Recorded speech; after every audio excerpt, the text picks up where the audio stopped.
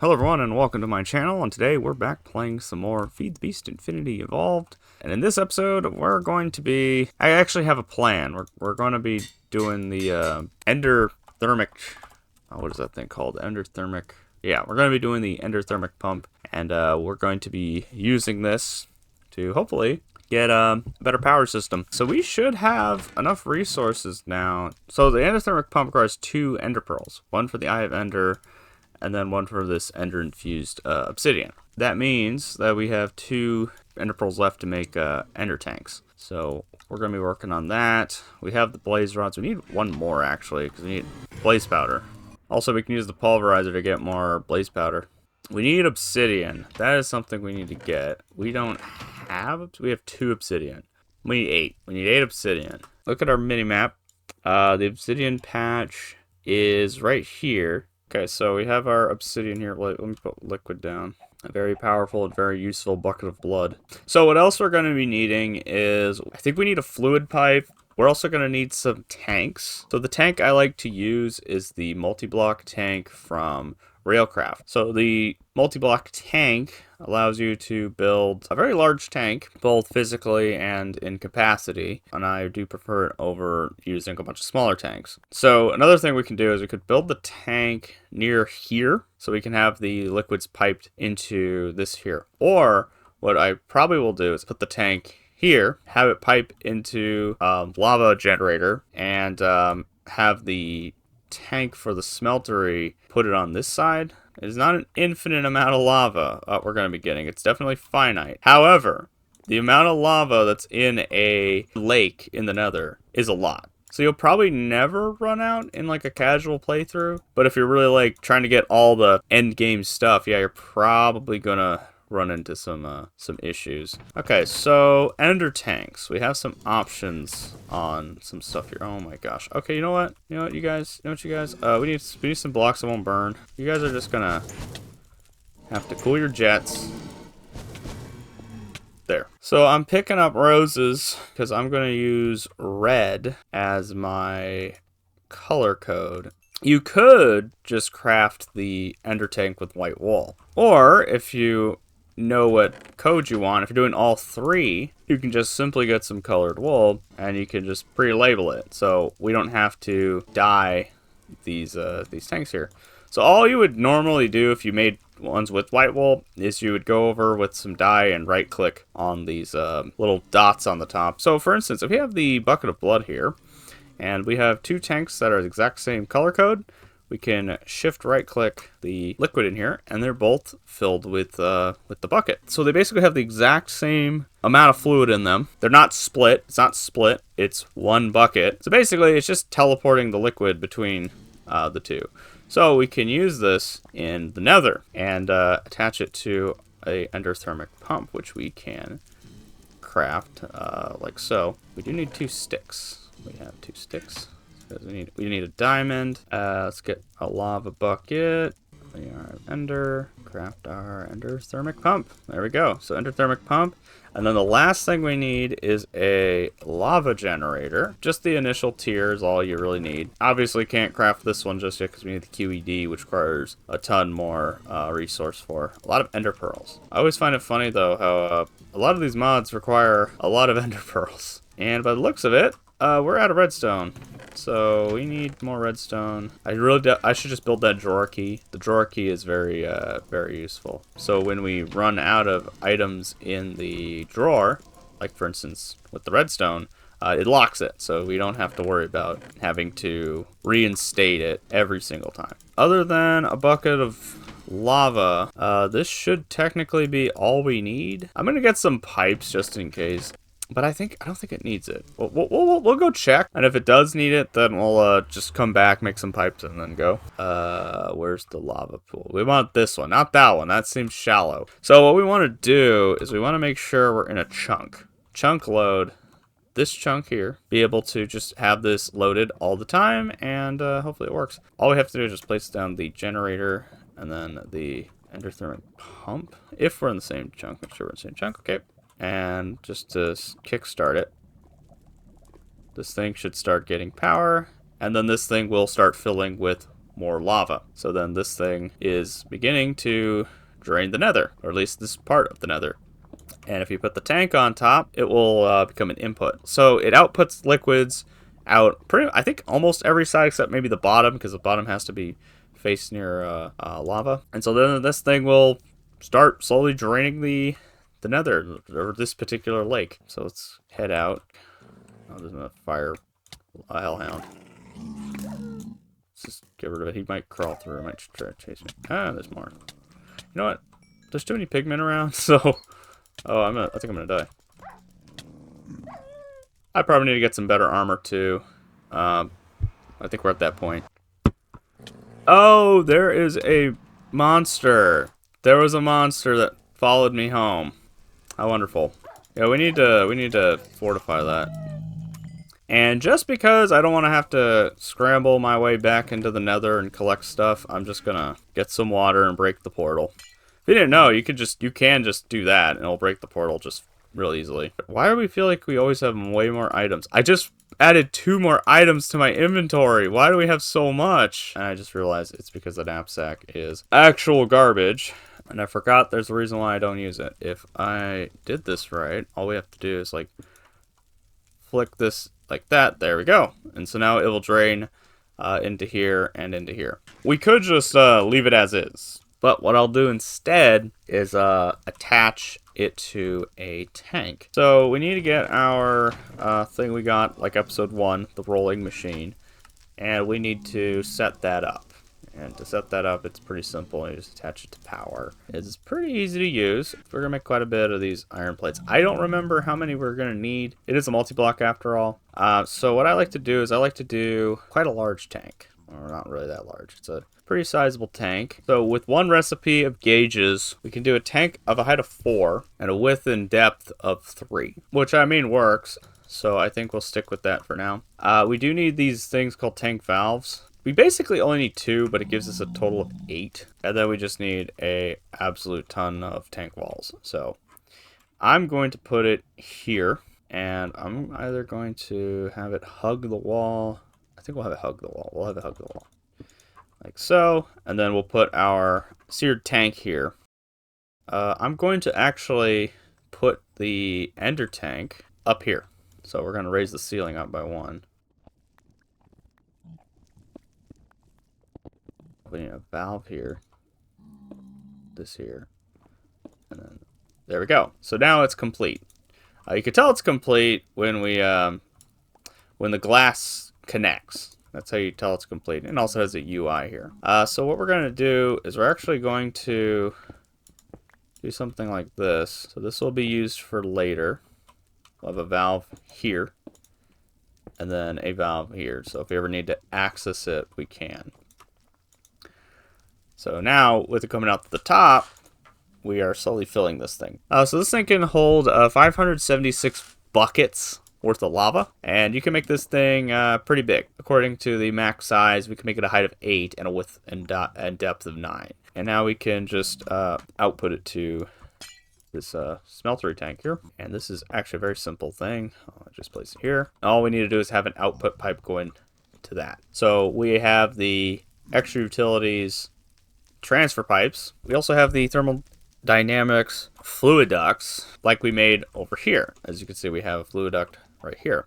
However, temperate fluid ducts cannot hold lava. What we can make are these things called hardened fluid ducts. The standard hardened fluid duct requires something called hardened glass. And hardened glass is pretty expensive in terms of we have to get an induction smelter or an alloy smelter. However, if you have the alloy smelter from Ender.io, you can just get around having to get obsidian and lead and just use fused quartz. We can go for the opaque one, which is cheaper to make because it just requires lead, and we can't see the fluids. In my opinion, that's fine. We'll just make the opaque ones. But we do need a new material, Invar. Invar is a mixture of 2 iron and 1 nickel, or ferrous as it's called here, and then that should smelt us a nice little ferrous thing. We stopped collecting lava. Why are we not collecting lava? I think we might actually need those pipes, like I mentioned earlier. And for that, we're just going to get a transfer node. All right, so I'm pretty sure we have to have it output lava out the side here. Is the generator out? I think the generator might be out. No? Well, you better not break my stuff, you stupid gas. Yeah, take that. It's not receiving lava. Is the chunk not loaded? Let me load these chunks around it too. But then again, that shouldn't affect it. Maybe we'll just take the fluid transfer node and just...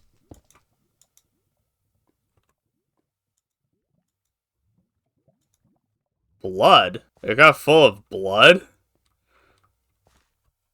Let me figure this out. So this thing is now full of blood. I had no idea that the endothermic pump could even absorb other fluids. I guess it can. I never thought that I would ever bring this guy up, but there's something. There's a trash can that is called the fluid trash can. It's simply a trash can with a bucket. Yeah, I didn't think we'd ever have to build one of these. See, we learn something new every day. I had no idea this was going to be a problem, but I guess it is a problem. So all we have to do is just attach this to it, and it should start transferring the blood out of here. And then when this stops, it's going to fill up again. So is it this over here? Oh yeah, it's this guy. This pool here. Alright, now we got lava. So that should be giving us lava, and then this should be receiving lava. There we go. So if you ever have a problem, make sure there's no weird liquids in your pumps. So here we are. We got our Invar. We need some lead. We'll make a couple of recipes. We actually have to make a couple of recipes of this. Now Invar, you're going to be making a lot. At some point. You're going to be making a ton of this stuff. And it's simply because Invar is, well, it's used a lot. So with these simple servos, as you can see, we do have upgrades for them. This is this is fine, especially because the smelter here only uses a little bit of lava at a time. So when you place the servos, you have to access their inventory and select them to ignored, because they by default require a redstone signal to be used. But if you select ignore, then no redstone signal will affect them. And as you can see, our sewer tank is in fact filling up. And so that little hole we just made will allow us to attach it to something else. Now we could use the lava generator, or we could use the magmatic dynamo. And this thing, we can give upgrades, and that will produce more power. If you're gonna do lava power, I suggest upgrading your system here. So for instance, we can upgrade the leadstone cell to a hardened cell with only 4 Invar ingots. And if you have a fully charged one and you craft it, or any amount of energy in it, it will be transferred to the newly crafted hardened energy cell. So you don't have to worry about losing power. So what lava will allow us to do, in fact, I might just stop using the steam dynamo. And for a small amount of machines, we have 1 magmatic dynamo. Should be good. Should with an asterisk, of course. So dynamos, as well as other thermal expansion machines, can be augmented. So we have this augmentation tab here, and as you can see, dynamos can hold four different ones, and there's already a pre-made one here, the integrated redstone circuit. If you remove this, you don't have access to the redstone tab, right? This will disappear. So yeah, there's that. So magmatic dynamo essentially is the same as a steam dynamo, except it doesn't require anything but lava. So we don't need to worry about giving it water or anything like that. I'm going to put it here with the leadstone flux ducts. We're going to get 3 across. So in the future, if we need to upgrade, we can. We get our temperate, or not temperate. They're not temperate. They're hardened fluid ducts. And we'll just do that. So if we ever make more magmatic dynamos, we have the room for it. Okay, and then we can dig down to here. Remember to put your servos, which we don't have on me. And as you can see, as soon as we plug it in, it's getting filled with lava and producing us power. So augments, we have quite a few. Now, of course, this is every augment, so even machines. Fuel efficiency, and then this is power production. As you can see, we need to install the previous level augment in order for us to be able to use the next level. And we can see how much power it's producing with the energy tab. See, it's producing 80 RF per tick. But we can augment that by using something like this secondary transmission coil. And we can also get even more out of it if we make the second tier and then maybe the first tier of fuel efficiency. So let's go ahead and do that. I need glowstone. I know there's some, but it's pretty far away, or over lava. So we'll do first for fuel efficiency, first tier of fuel efficiency, and then we'll do the next 2 tiers for power production. Place them in here. So we have our first tier coil for fuel efficiency. This is going to be using less fuel, but produce the same amount of power. And then, of course, you got the secondary transmission. So we have 80 RF. Now we're producing 160 RF. And then we can chuck on this one here, and we can produce even more. Now, you may notice that the RF output is going down and the energy stored is going up. That is because we maxed out these pipes, these leadstone flux ducts. They have been completely maxed out on the amount of energy they can transfer. So a solution to that is to upgrade them, and we can upgrade them with an ingot of Invar and 3 redstone. We'll just upgrade them all. So there we go. And as you can see, the power transfer is being transferred a lot quicker because of the new pipes. So always make sure, if you're going to be doing higher energy production, to upgrade your wires. If your machines are struggling for some reason, it might be the wires. We already achieved what I wanted to do for this video. What we should do now is probably focus on getting better gear. We're at a redstone. Like, we only have 4 pieces of redstone after all that crafting.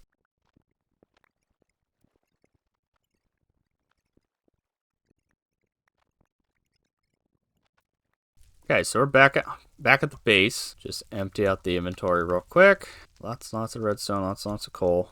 We also got a ton of electrotine. Oh my gosh. You know how mining obsidian is a pain in the neck and it takes forever to do? This is the open blocks block breaker. This little guy is the solution to all your problems. At least your obsidian problems. We need to set it up somewhere. I'll make an obsidian area here. So what you need the block breaker, you need some water, and another bucket. All right, another bucket. We also need a lever, and all you have to do is flick the lever, and as you can see, it is eating the water. It's not doing anything because it's just eating the water. And if we place lava here, it creates obsidian and instantly breaks it. We can also add a chest to this thing. Get the chest, put it here. We have a place in the chest. So you see this, we have this portable tank here. Well, thermal expansion adds a device that places fluids from tanks and buckets. Fluivac. And you get this guy here. Now, he needs to be charged, which I didn't actually think about. I forgot we need a charger of some kind. What is it called? It's called a, shoot, where is it? Energetic infuser. We need one of these. Energetic infuser, and we need some cables. So this thing here, this Fluivac thing, right? This thing can be charged, and we have a mode switch key, which is bound to some crafting key, and we can set it to orange, which is the output, and we can just do that. Oh shoot! Oh shoot! No, man, no! It's ruining my life. Oh man. Turn the lever on, and then just do that. And we get a bunch of obsidian out of it. But if you get a bigger tank, like the hardened tank, or maybe the reinforced one if you're really crazy, you can just get like a ton of obsidian really quickly with this. But yeah, I think that will be the end of this video. We made quite a bit of progress. Next episode, I think we're going to do some more machines, make some more machines, make some Ender IO stuff. I'm gonna get the alloy smelter so we can get some fuse quartz and stuff in, and maybe make some dark steel armor. We definitely need upgraded armor. But yeah, hope you enjoyed this video. Thank you all for watching, and we'll see you next time.